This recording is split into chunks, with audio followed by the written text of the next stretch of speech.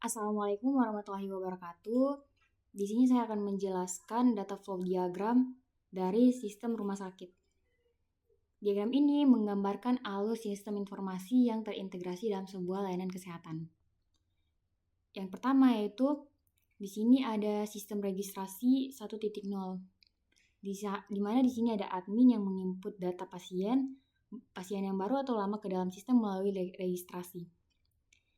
Kemudian data pasien berupa identitas dan akun atau user diolah kemudian disimpan ke dalam data pasien dan dapat diteruskan ke dokter serta rekam jejak medis untuk referensi.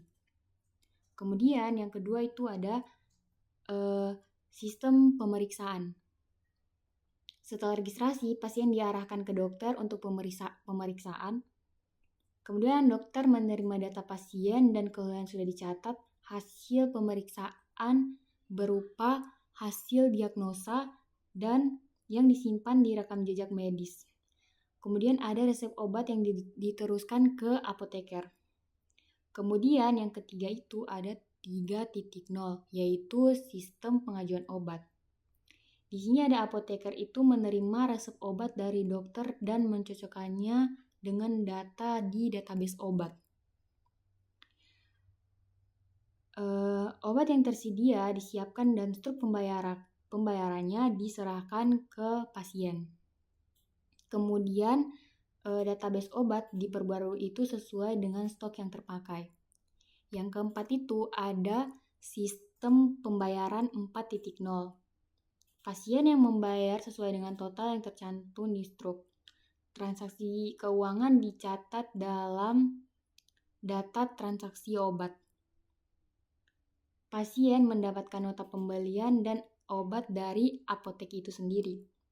Kemudian yang terakhir itu ada pencatatan laporan 5.0. Semua data transaksi atau rekam medis dan aktivitas lainnya dihimpun dalam data rekap.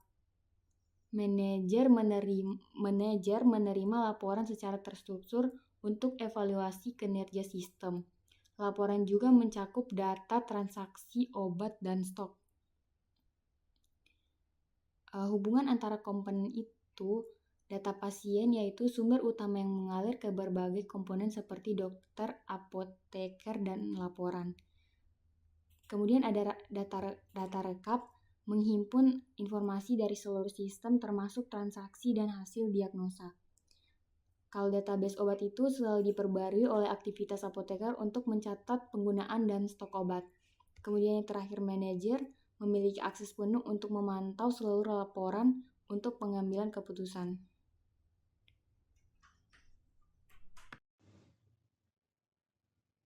Assalamualaikum warahmatullahi wabarakatuh.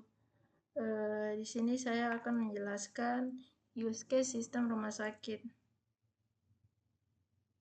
Yang dimana sistem rumah sakit ini melibatkan aktor, admin, pasien, dokter, apoteker, dan manajer. Admin ini bertugas untuk mengelola data pasien, data rekam medis, dan memastikan bahwa sistem login berjalan dengan baik.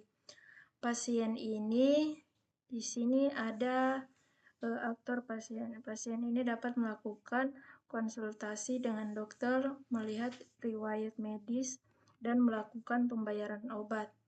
Terus di sini juga ada dokter, yang dimana dokter ini dapat bertugas untuk mengelola diagnosa dan memeriksa layanan konsultasi pada pasien.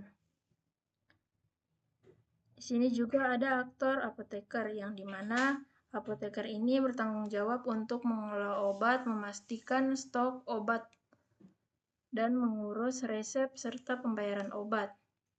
Di sini juga ada manajer. Manajer ini dapat melihat laporan terkait berbagai aktivitas di rumah sakit, seperti laporan transaksi dan stok obat. Sistem ini mendukung proses yang lebih efisien di rumah sakit, semua dari pengolahan data dan pemeriksaan medis, sehingga pengolahan transaksi dan laporan Dengan sistem rumah sakit ini dapat memberikan layanan yang lebih terdiagnosir.